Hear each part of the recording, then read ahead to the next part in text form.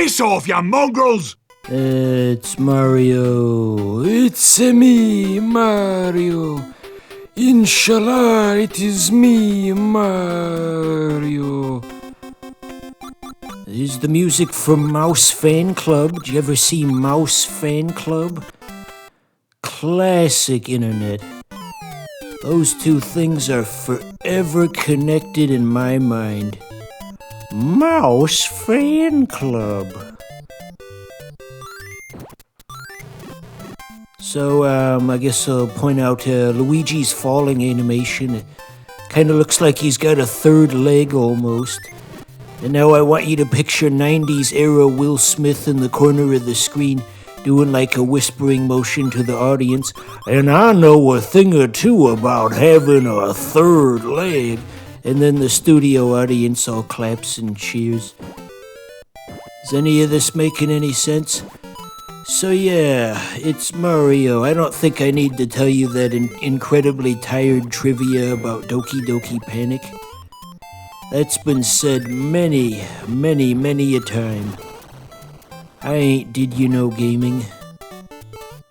You know, in my younger days, I used to get annoyed at Did You Know Gaming for their incredibly, surface level information, but they've gotten better about that over the years, I must say. Because for a while, it felt like this thing they had on Nickelodeon once. It was like a cross promo for Mario Galaxy 1, which was a new thing at the time.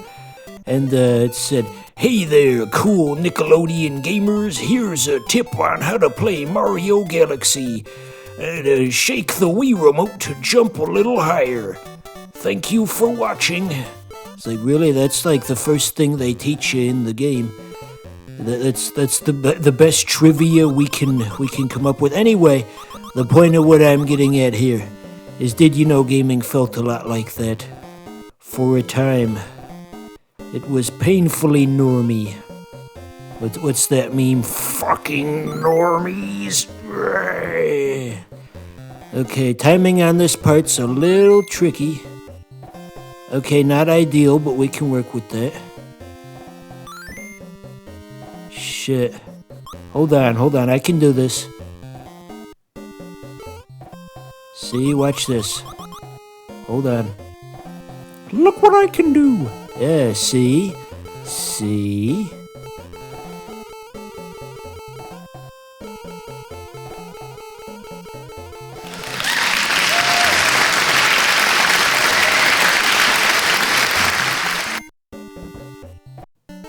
See, anything is possible when you believe hard enough.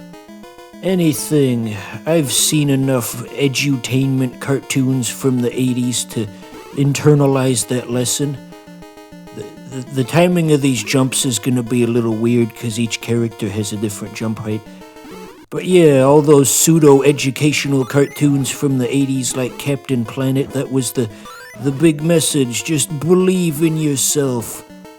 I think that was the message. Captain Planet. That's a topical thing because that was a Ted Turner project. You know, he's been in the news recently. You know, somebody made a good point that there was a Captain Planet episode about population control, and Ted Turner himself had like 6 kids or something. So it's like, what would they think watching this cartoon that their dad signed off on that there are too many people on the planet? And there's just I don't know. Anyway, so I didn't finish my thought earlier about the Nickelodeon promotional thing. So yeah, they did like a promotional thing for Mario Galaxy, just like during a commercial break on Nickelodeon back in the far-off year of 2007. And I guess I didn't know it. I guess nobody knew it at the time, but that was really the peak of the network's viewership, because there was a post I saw recently about like the top 10 ratings events in the history of the channel. And the most recent event in the top 10 happened in 2009, which is incredibly sad to think that nothing has charted in the last 17 years. Cable is dead as a doornail. Get the star, you spooky bitch. Back off, you spooky bitch. So, this should be easier to do. We could stand right up next to those bombs if we wanted to. We were invincible. We're going to live forever. Rest in peace, Rick May. Speaking of Rick May, did you know that Rick May was also the voice of Peppy in Star Fox 64?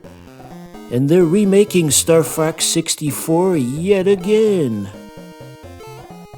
If I was like a funny, enlightened Reddit man, I would post that really funny meme where it's the Jimmy Neutron movie and the Sheen stands up at the front of the room and says, Star Fox 64, and the teacher says, this is the 4th time you've shown Star Fox 64 in class. You stupid fucking boob. Okay, that last part's not part of it, but you get the point of what I'm trying to say. It seems like Reddit's go-to response whenever something's been done too many times is that stupid, unfunny meme. We haven't shown Mario yet. He's the all-around character. You see, Luigi can jump the highest, and Toad can run the fastest and throw the farthest, and Peach can levitate, and Mario is just the all-around type of guy. A veritable Renaissance man, if you will. Mario.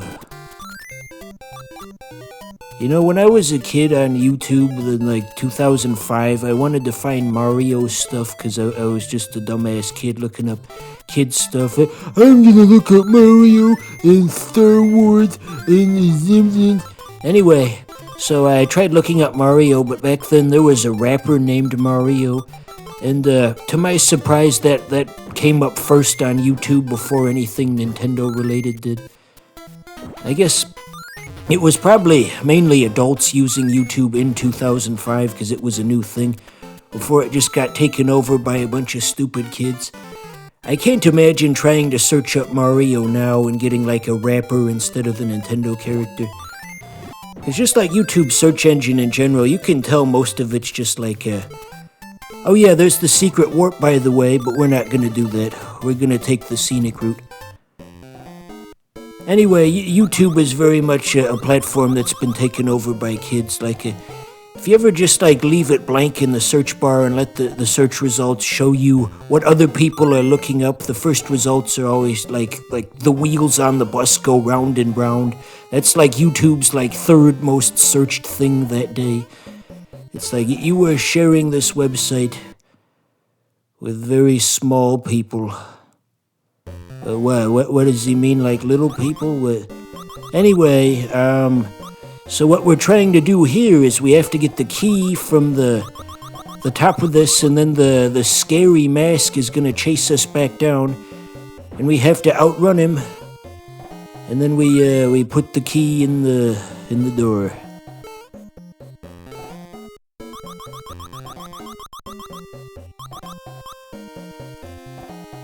So, as you see me struggling with incredibly simple mechanics like just holding up on the D-pad to climb the rope, just full disclosure, I'm using a PS5 controller and the mediocre D-pad that goes with it. So just try to have patience with me. You know the original cross-shaped D-pad that we all know and love? For a long time, Nintendo had a patent on that design.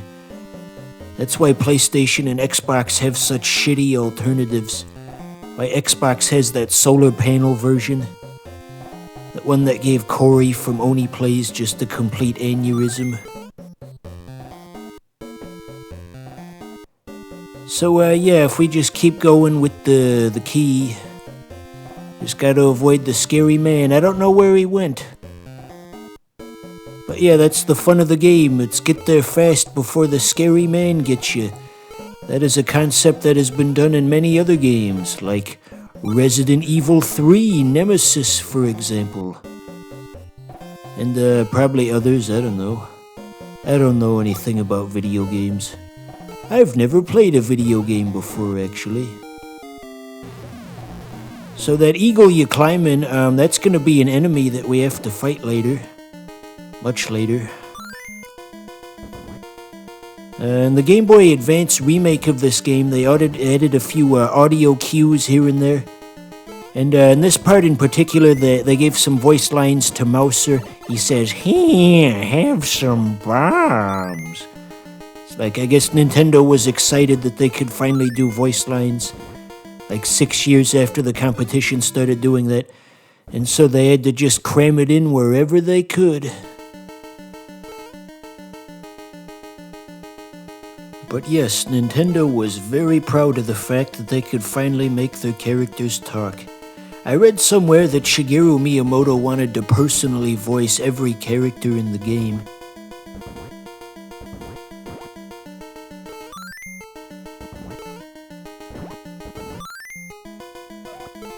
Yeah, picking them up when they're already on the ground is a very risky maneuver, I must say. But where's the epic maneuver song that was popular in 2012 era Let's Plays?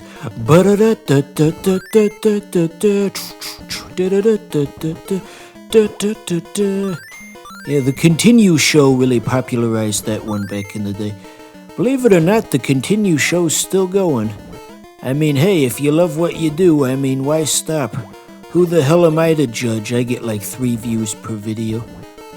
Anyway, I tried actually watching the Continue Show a couple of weeks ago, and I saw the Mr. menu pop up, and it's like, damn, look at you.